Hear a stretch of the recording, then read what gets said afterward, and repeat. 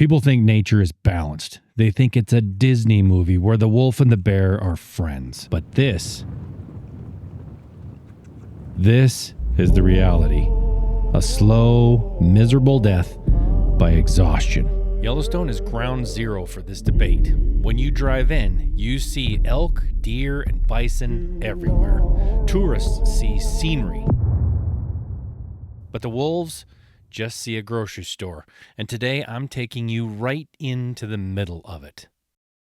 Whether you think that the wolf is like a net positive for any situation, no matter what, I'm going to challenge that, and I hope you'll keep your mind open as we do that. We're not going to eliminate wolves. I don't even think it's possible to eliminate wolves unless we implement something that we shouldn't implement. The first wildlife that I noticed is this. This is a beaver dam, which is it's a species that is incredibly important to the ecosystems. And I don't think we realized how important that was until the wolves came into Yellowstone. But they don't really do well in a lot of areas because they dam everything up and flood all kinds of stuff, which is actually why they're important and a nuisance at the same time. There's probably beavers in there right now, actually. I also brought along something really special to eat. That is very unusual to take along on a trip like this, but I thought I would try it. You'll have to wait and see what that is tomorrow. Here's the reason why I said on a previous outing that the tracks that I was seeing were not big enough to be wolves. Here's a track that is as big as or close to as big as a wolf. Now you see my hand next to it. Now it's a little melted, right? But this is the size that I'm looking for. Now, I'm not going to say that this is a wolf here because this could be somebody's humongous Malamute dog or something. But that's the size we're looking for. So honestly, I absolutely love mule deer. They're by far my favorite game animal. And I'm very happy to see that right here next to the park, there's actually quite a few of them. Now, I don't know if that's because they're all congregated right here, if their numbers are down and there's just a bunch of them right here in this spot because this is where they're wintering, which is very possible. But I'm happy to see, some numbers of mule deer right here. I'm encouraged by that because a lot of places I go now in Montana, there just isn't very many mule deer at all. There used to be this whole hillside would just be covered with elk.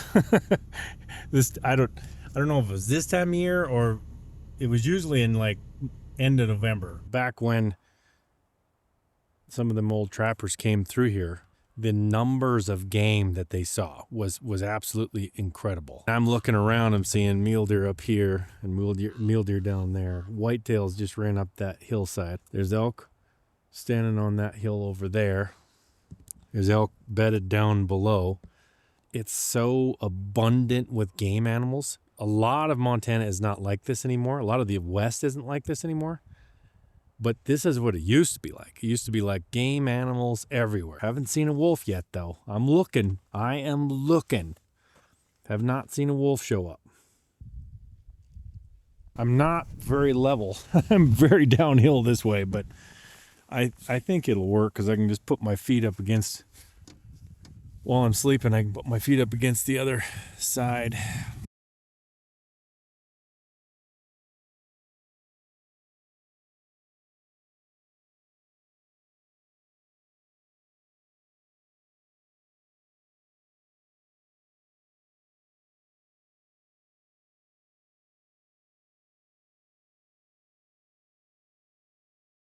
The lantern didn't ever work, and flame went pretty much everywhere except on the wick and would not stay lit on the wick. So I gave up.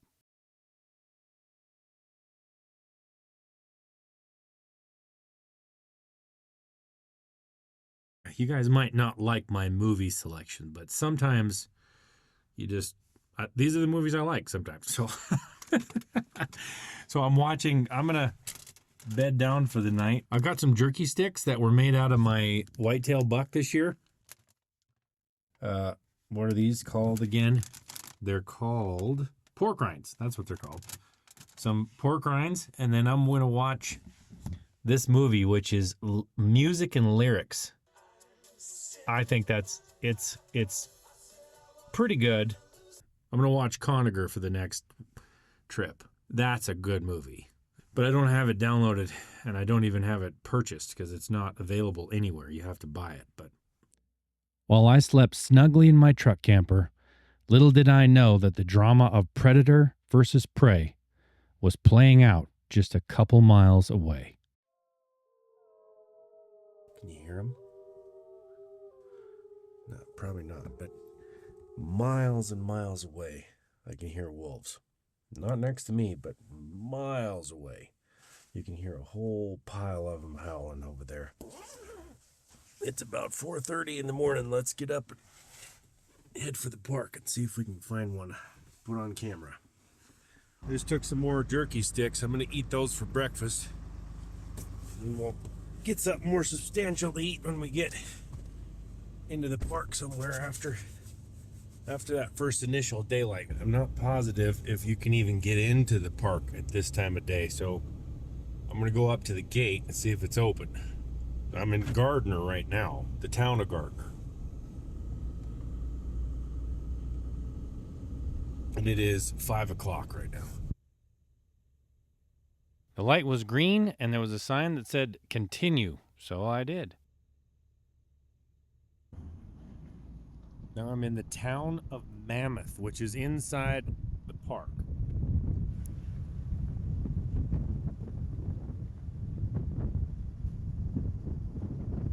Now I have to find my way to, well, the Mar Valley. I guess I should have probably punched that in on my phone. All right, we're gonna... I am right now, right kind of where I want to be. It's wide open all the way around me. Well, not all the way around me, but over there it's wide open. So I'm just gonna hunker down in here until daylight. Have some coffee, make some coffee, and just lay down until it gets light. We're a lot closer to where we might hear a wolf, so if there are any wolves close, we'll probably hear them. So I might as well make some coffee. Instant coffee this morning. Takes a lot less water for that. So, and I don't really have any extra water with me. I got a little bit, but not much. So, man, I just can't touch that.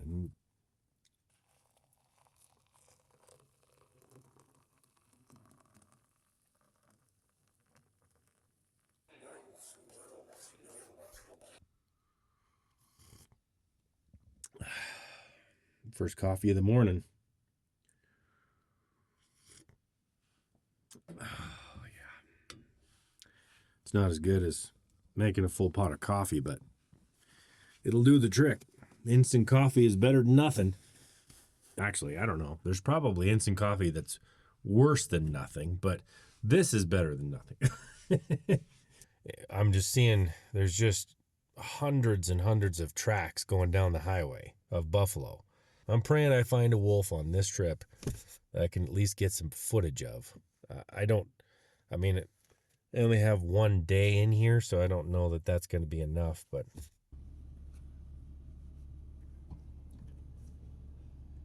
well, this is just Yellowstone Park for you, I guess. People going not every direction. They're going that direction. But I'm not going to fly through this part here. They're just flying. They're like driving through. They're like going to the other side of the park, I guess. I'm not used to very many people, so you got to take what I think is a lot of people in stride. There's tons of people, and they're going very fast. I can't believe. If I was going as fast as them, I would have hit that buffalo this morning. So I'm not going that fast. Besides the fact that, all this open country, what are they just driving through here for? I don't understand it. They don't want to see anything, apparently. I don't know where the people are going. There's a coyote went right past me and up on the road. I got the camera out, but it's just too dark. It was just black. I couldn't get anything. Well, my mission has kind of already gotten somewhere. We got wolves right here. They're way over there. Like, I would say there's 4 or 5 of them. Several black ones. They're eating on a kill over there of some kind. I wonder if those people might have known that they were there, because they were headed up here pretty fast, and then they stopped right there. You could barely see them from the road, so somebody would have had to have a pretty good eye to pick that out. These wolves had spent the night bringing down a buffalo. And this is what wolves do. It is not like good or bad. It's what they do. The reality of wolves is that they kill things. And this is them eating their prize. I literally was in the park I was in the park for a couple hours. It was daylight for 20 minutes. Now, one thing I will say is there's the reports that, wolves are causing or bringing in tons of money from tourists, wolf watching. And I would be the first to say absolutely their numbers are way inflated. But from what I've seen this morning, there's buffalo everywhere, and people are all stopped there looking at the wolves. Now, does that mean that they wouldn't come to the park this time of year if the wolves weren't here?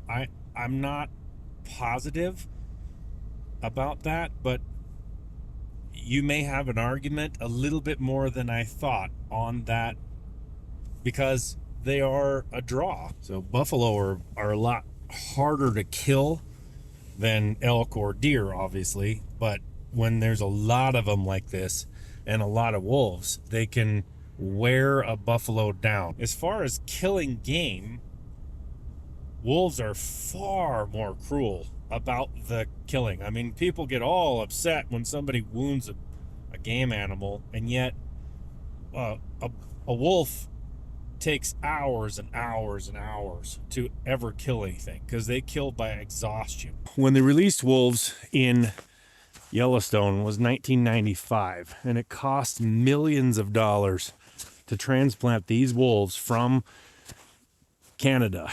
We're not introducing something that was here before. These are much larger. These are 130-pound animals. It's always remarkable to me to watch prey animals feeding or resting very near to the predator that kills them. So these buffalo right here are a quarter mile away from where those wolves are eating one of their friends.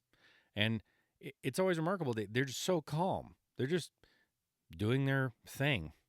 And one of them is going to be next. Maybe they know that, but it doesn't matter. It's like, why worry? It's going to happen. We don't know who's going to go. When the predator's full, I guess you might as well relax, right? Wolves were eradicated with the use of poison. What they would do is they would go out and poison a buffalo and then wait till the wolves came and ate it. They were able to poison out all of them, eventually hunted out and poisoned out all of them. Then they turned their attention to the coyotes. Coyotes were a different story completely, because they're so adaptable to any environment. So when they tried to eradicate coyotes by putting a bounty on them, like they did on wolves, the more they tried to eradicate the coyote, the more it spread. They're far more adaptable because they don't have to have just large game animals as their food source. In fact, coyotes weren't found east of the Mississippi until after they tried to eradicate them. And they actually pushed them from coast to coast and everywhere in between. The more they put pressure on the coyote, the more it multiplied. We have government trappers right now all across the West whose job it is, or used to be, to try to keep the numbers of coyotes lower. Coyotes actually play a pretty big role in keeping down the numbers of deer. And I don't mean that in a positive way. They eat a lot of the babies. Wolves balance out nature, and they're a huge benefit to the ecosystem. Now, you hear this even if you just ask AI, are wolves good for the environment? Immediately, the response is absolutely, net benefit. But it's way more complicated than that.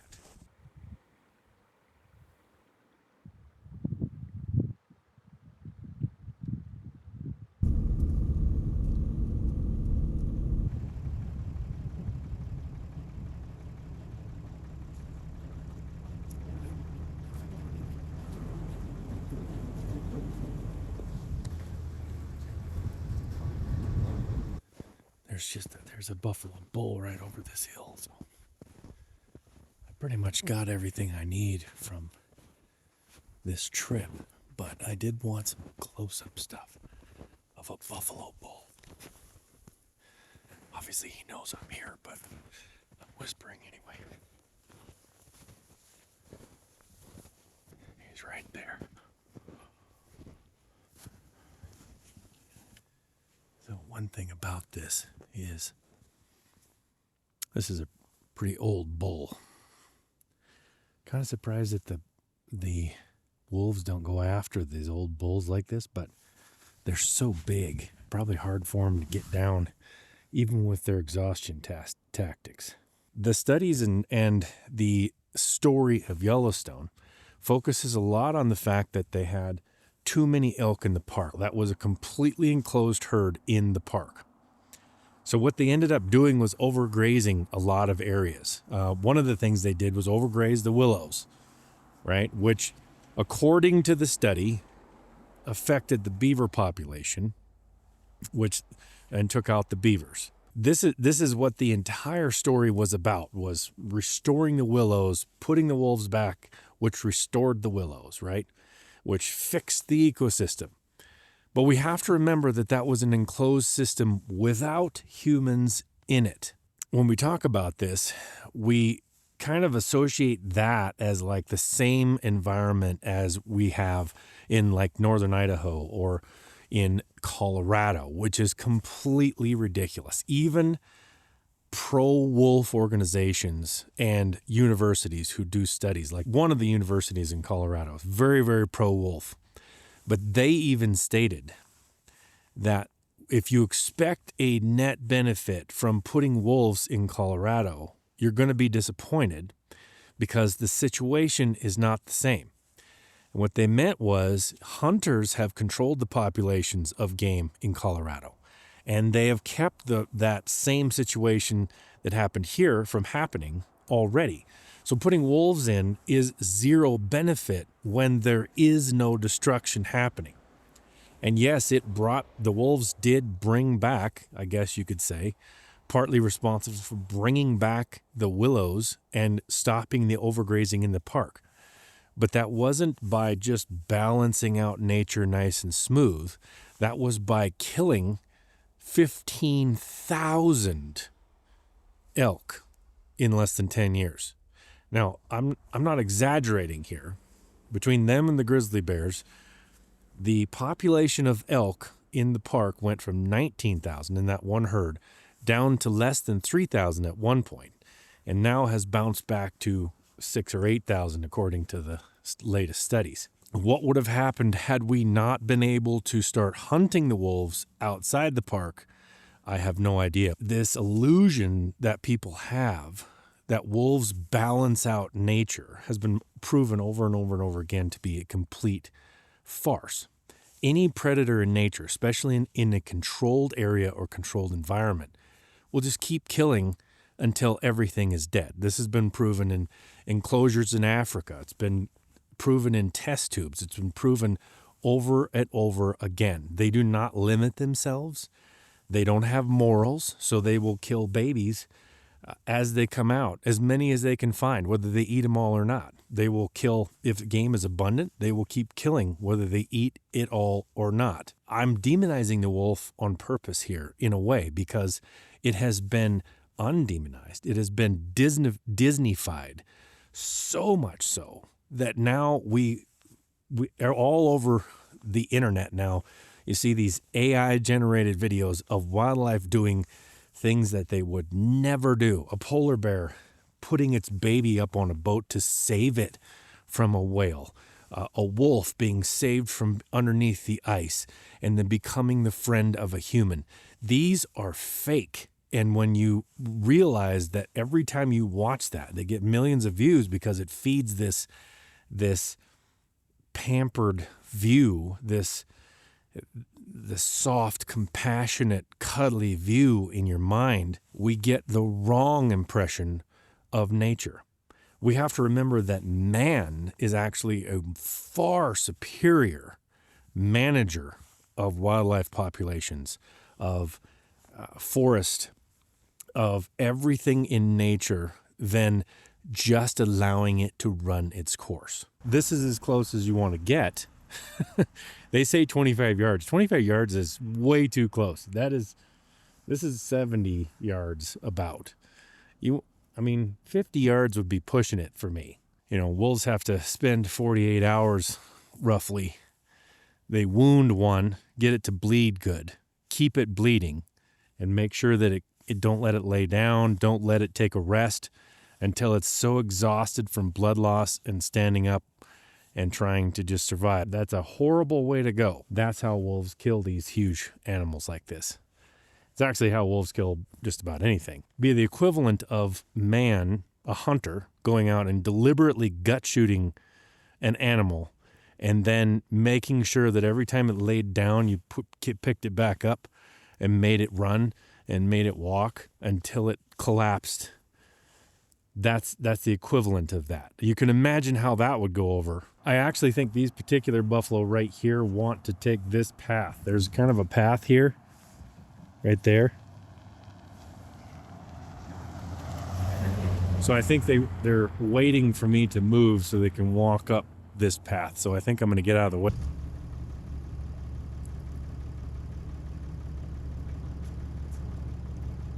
Where you guys headed? One's in the, he's left behind here. He's a young one. He's not sure where he's supposed to go.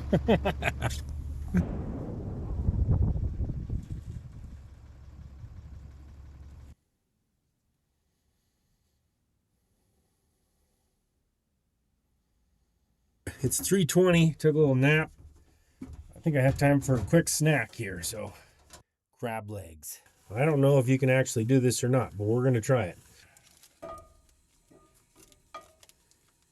There was a little rust in the pan, but that is called iron. It'll just add a little bit more nutrients to whatever it is I cook in here.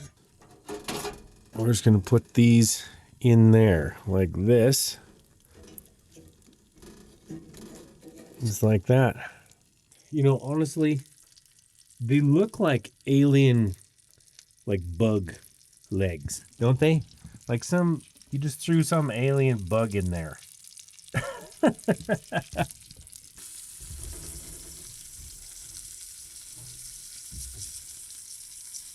This is definitely the worst thing I've cooked in here as far as steaming and smoking and stuff.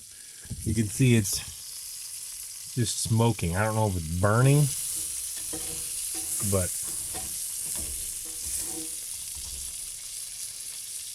I gotta get it off of here. There we go. I'm gonna put some hot dogs on here to fill me up, because I don't think that's gonna fill me up. Ooh, those are gonna... Oh, this is gonna be messy. Messy, messy, messy. I don't know if I can eat it.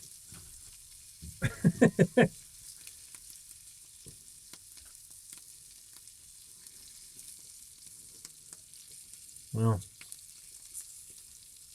it's not warm enough.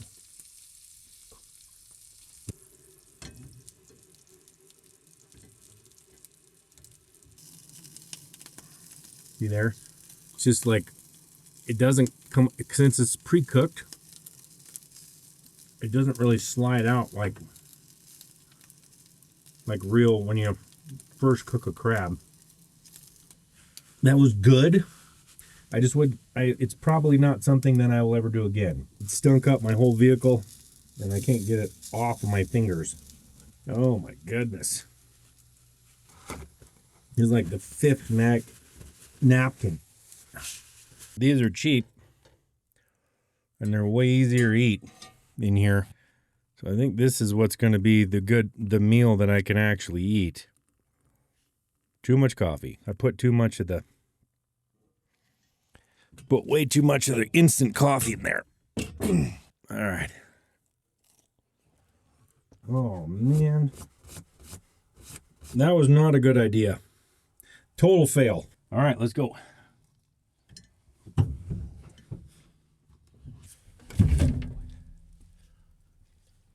Ouch. I went back to the wolf kill, and there was a coyote eating on it, and then you can see all the eagles waiting their turn in this dead tree off to the left. But no more wolves. So I keep doing what I know I shouldn't do. What I should do is just drive down this road until I find a huge stack of cars, and then get out and find what it is they're looking at. I'm always trying to glass everything way up to the mountains to see if I can find something that they're not seeing, which is not really apparently a very surefire way to see what I'm trying to find. To find what I'm trying to find. Let's just say it that way. Crow right here. He's got all kinds of tags on him. Tags all up and down his legs. Apparently he's used to getting fed or something, because he is right outside my window. Oh, you're gonna talk to?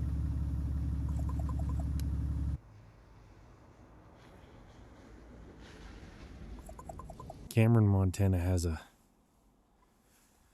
highway running right through the middle of the bottom of this valley, and it's wide open, so you can see on both sides of the highway. And every winter there would be thousands, I mean thousands of elk, and they would line the one side of the highway for miles, and those elk would stay there and calve. So they would wait in the spring to have their calves out there. Then they would leave and go back up into the high country. Well, to a pack of wolves, that's like a buffet right there, especially with all the calves, and that herd was absolutely destroyed, decimated. I can remember just a few years after the wolves came into that area, you could drive through there and not see, even today, for the last 20 years, you perhaps see a small group of elk somewhere in that valley. Definitely nothing of note. Nothing of note at all. So most of the focus for being a positive benefit to the environment was focused entirely here in Yellowstone. Now, I've told you those stories because I want you to understand that outside of this ecosystem, there was a major bloodbath going on after wolves came in. And most of the stories that I told you about Idaho had nothing to do with the Yellowstone wolves at all, because wolves were already coming into northern Idaho and northern Montana before we spent millions of dollars to reintroduce them into Yellowstone. I've had a lot of fun up here today. As you can see, there's still buffalo behind me. I see a bunch of elk up on the side of the hill here. And we did see some wolves. It's been quite a productive day. Hopefully I've shed a little bit more light on the truth about wolves in the West. I'm Trinity Vandenacre. Until next time, God bless.